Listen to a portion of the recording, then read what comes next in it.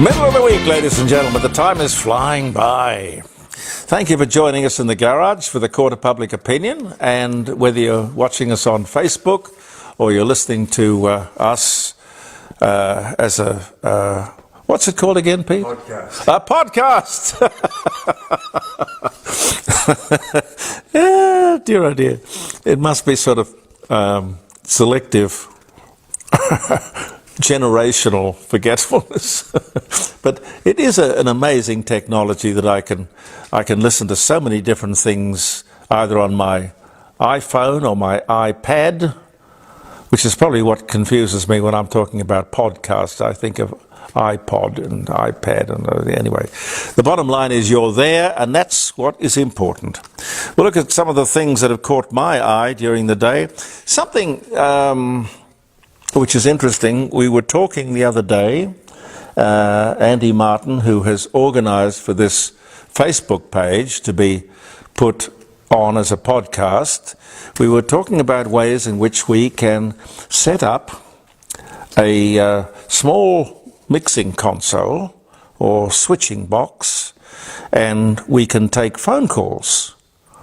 So we're working on it, ladies and gentlemen, because I get a lot of comment from people who would like to be involved in what we do, but technically I just don't know how we can make it happen. But I'm convinced that technology being what it is today, there is probably nothing that we can't do. So we just have to figure out how we get those calls to air on Facebook and on the podcast. But just to let you know that we are working on it. Happy birthday if you're having a birthday, or happy wedding anniversary, March 8, 1962. On this very day, the Beatles with Pete Best. He was playing drums for Ringo back then. They had a radio debut. I think Ringo had tonsillitis or something. Anyway, it was a cover of Roy Orbison's Dream Baby, How Long Must I Dream? Recorded the previous evening on stage at the Playhouse Theatre in Manchester. Little bit of Beatle history. 1946, the first helicopter license for commercial use. New York City, 1946. Golly. Martina Navratilova is the first tennis player, not just the first woman, you understand, but the first tennis player to earn over $10 million for the year. Wow. 1986. The New York Stock Exchange is founded in 1817. President Ronald Reagan is the first known to use the term evil empire when talking about the USSR in a speech in Florida on this day in 1983. The evil empire.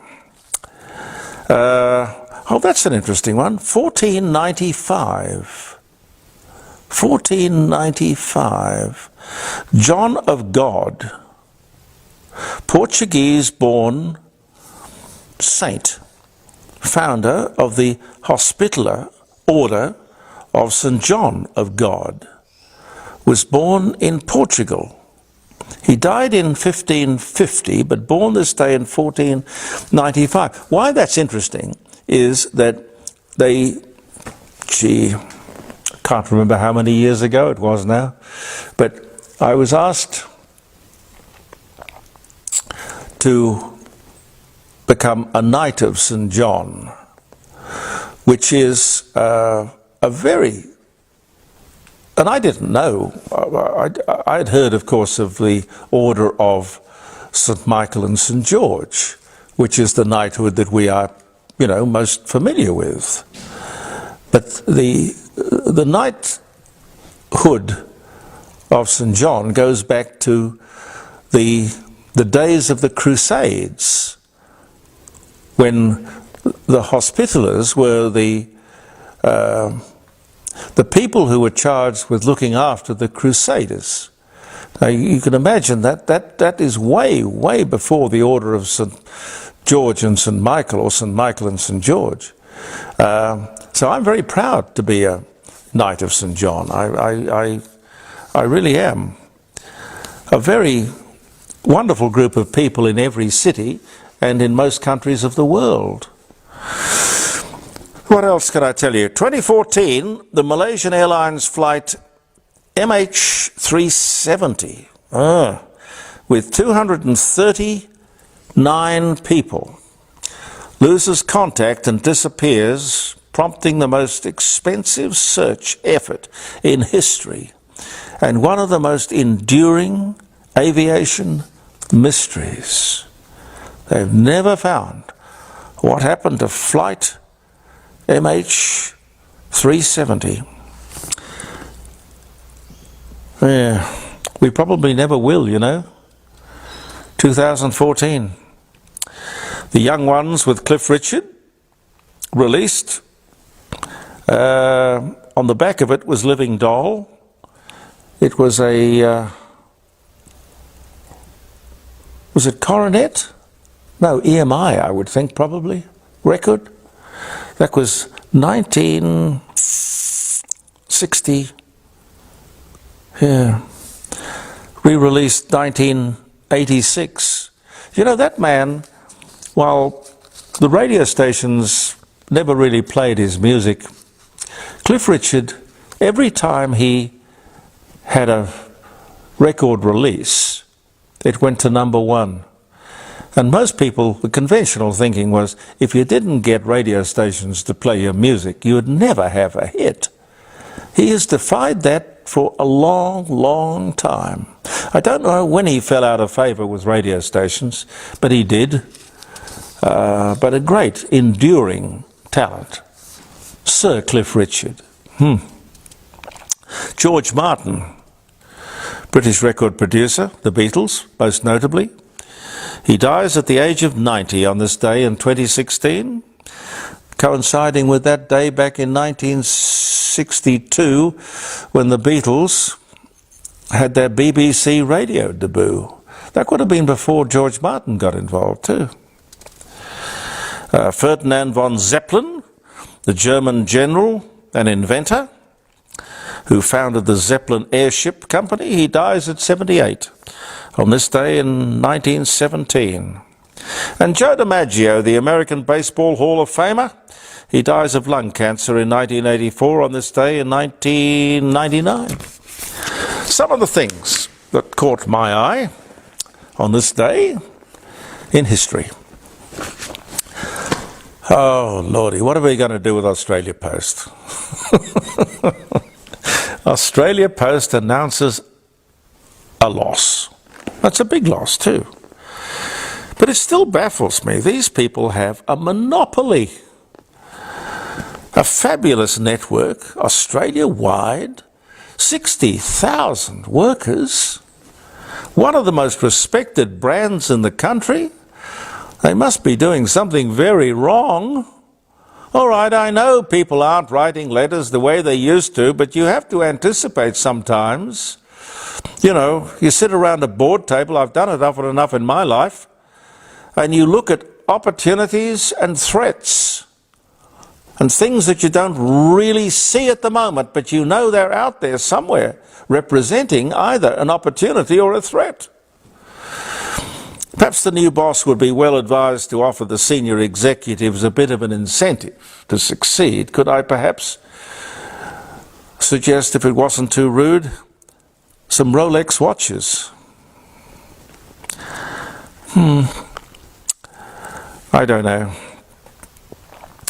What they did do, I don't know if it was around the boardroom table or not, but what they did do was to decide that they would simply charge more for a stamp, have fewer deliveries and close down some branches. With a blindfold on, ladies and gentlemen, and my hands tied behind my back, I could do a better job of running Australia Post than these clowns. I'm sorry. By the way, the smug self-indulgence, and may I say probably overpaid ABC, should rename itself. I don't know what it could rename itself. Pete, have you got any ideas? They could call it the Gay BC. I like that. Yes, I do like that. Anyway, they continue campaigning.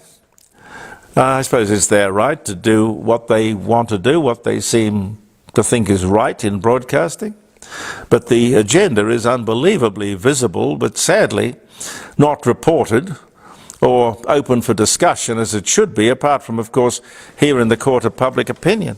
And if I can lay my hands on it readily, there was a story about, there it is. Yesterday they went on strike. Did you notice?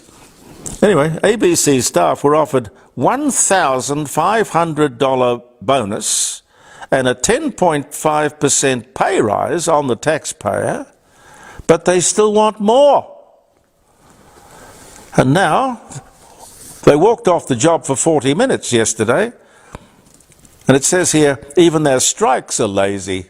Well, you're going on strike, you better do it properly. Come on. ABC staff plan to walk off the job for the first time in 17 years. Hundreds of staff held a 40-minute strike, 2 o'clock Tuesday, yesterday, probably just to coincide, of course, with the Reserve Bank Board decision. Oh, I don't know what goes through their mind.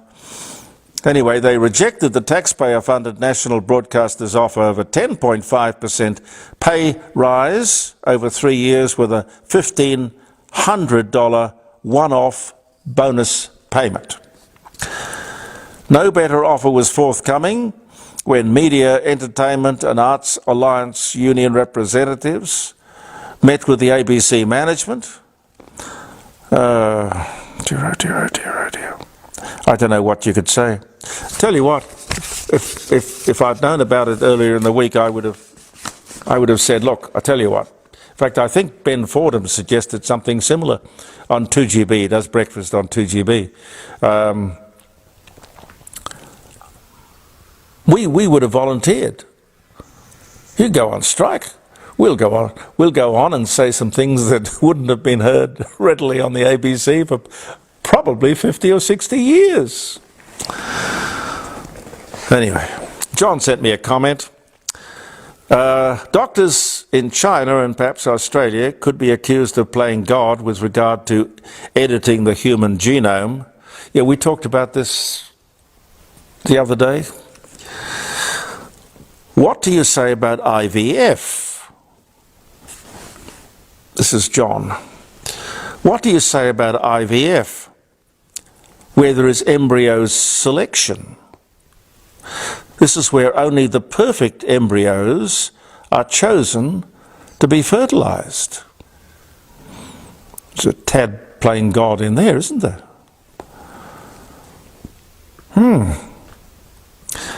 You do have a very good point, John. I don't know how to answer you. All I know is that if you can prevent disability, which is what my original story was about, and you can choose a perfect embryo, why the hell wouldn't you? I know I would. Well, you know, they even do it with fruit trees, genetically altered fruit and vegetables to get a perfect crop. Very common. But apparently you can't do the same thing with people, or not readily, or not visibly, or not publicly. I don't think I would make the final cut if push came to shove. I'd be edited out way before. How about you, Pete? Would you? No, I would. Yeah. Oh, well. However, it does put me in mind of the Darwin Awards, which is very funny, really. These awards, I don't know if you've heard about them. We used to do them regularly on radio. They're about those very special people who, how do I say this? Because of their stupidity, end their lives prematurely and before having children, and thankfully do not contribute to the human gene pool. I don't know what the actual prize, except the naming of the person as the winner of the year for the Darwin Award. I'll tell you very briefly. I don't know how much time have I got left, Pete? I can't remember the year, but there was one great one that comes to mind, which was the fellow who bought the Winnebago camper van thing, you know, the truck, the Winnebago, and he took delivery of it, and he was driving down the freeway, and he saw cruise control. So he thought, well, I mean, he thought that's a good idea. So on went the cruise control, and then, you know, the music was playing, and sort of like a lounge room traveling on 4 or 8 wheels, you know, these Winnebago things, they're amazing. And he decided that he would go down the back, he'd put the thing on cruise, it was already on cruise control, he'd go down the back and make a cup of tea. So he did. He went down the back, he was sitting there, listening to the music and drinking his cup of tea, and the Winnebago went straight over the cliff. No laughing matter, of course, but you know, how stupid, how stupid. And the other one that comes to mind was the bloke who was sitting in his back garden, and he decided he'd go over and visit his girlfriend about 3, 4, 5 blocks away. And he had these helium balloons that he inflated, tied them to his garden chair, and he was thinking this thing through. He'd had a few beers, and he was thinking it through, and he decided that what he would do would be to sail over in the garden chair with the help of the helium balloons and visit his girlfriend. So he thought the thing through, and he thought, well, how am I going to land? So he went inside and he got his .22 rifle.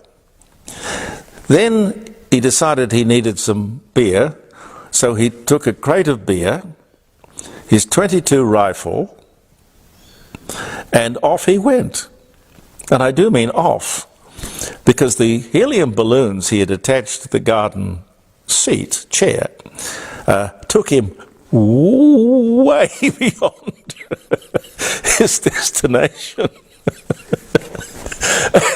And the Darwin Awards, they publish a book every year of these amazing.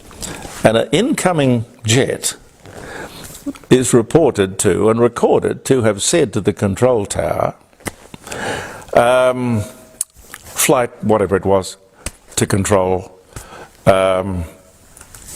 we have in our path, slightly to the left, a man in a garden chair holding a rifle and drinking a bottle of beer. And of course the pilot just did it straight. But can you imagine people looking out of the windows of this jet and seeing this guy drinking his beer, floating along on the end of all these balloons in a garden chair holding a rifle? The plane landed and it was without event, but he found himself somewhere out at sea and was killed, died. And hence, for that year, he won the Darwin Award. Have I used up all my time, Pete? Well, it's... you can go for as long as you want. Dear, oh dear, oh dear. No, I think we might leave it there. I will just say this one last thing. We spent, and we are continuing to spend, $1 million. That's the budget. $1 million. The government, I mean, to tell parents and children not to use mobile phones in school. We're spending $1 million on advertising to tell parents and kids not to use mobile phones in schools. What a joke. Why wouldn't you just ban the mobile phone at the school level? If you have to send a note around to mum and dad, the parents, do it. You do not have to sell the idea, do you? At the cost of $1 million? It's quite bizarre. And what was the other thing you mentioned to me, Pete? The live export. Oh yes, this is the business of government telling lies, and they have lied about various things. But we see, and Pete and I care passionately about this business of live sheep exports. And I think it's worth something like $80 million a year to the Australian economy. That's all well and good. But how do you stack up the suffering of those animals, particularly to the parts of the world to which you are sending them, where, if you have seen some of the stories that 60 Minutes and other current affairs programs have done, it is absolutely atrocious what happens to those poor creatures when they get to their destination, let alone the suffering that goes on while they are being taken there. That's the cattle as well. Cattle as well, but the government came to power saying that they would put an end to the live export of sheep. Now they are saying, well, it's complicated. We'll have to do that in our next period in office, after the next election. Well, no, don't promise things if you can't deliver. What we have to do is to have truth in political advertising, state and federal. It's not out of the ballpark to ask politicians to do what they ask us to do. Truth in advertising is a law that exists in every category you can think of. Why not political advertising? Well, I'll tell you why not. Because they know they won't be able to keep their promises, and therefore they want to protect their arse. Not good enough, ladies and gentlemen. Let's talk tomorrow. I'm Jeremy Cordeaux. Believe in yourself. Thank you very much for viewing, and we'll talk in the Court of Public Opinion on the morrow. Bye for now.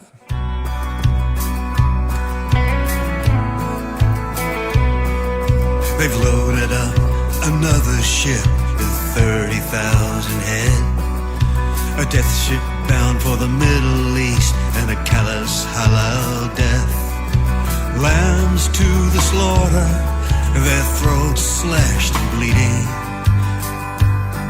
at the hands of heartless men without compassion or feeling. Where is the voice of reason when humanity is lost? When it's all about the bottom line, no matter what the cost. Suffocating in stifling heat, struggling for food and water, an indictment of mankind to put animals through the torture, or sleeping if they can on a bed of their own waste. It's cruel and indefensible, a government disgrace. Where is the voice of reason when humanity is lost? When it's all about the bottom line, no matter what the cost. Nothing in the face of mounting proof of cruelty unimaginable. They still won't see the truth. This is not the Australian way. This is not who we are. A barbaric trade that has no place in my Australia.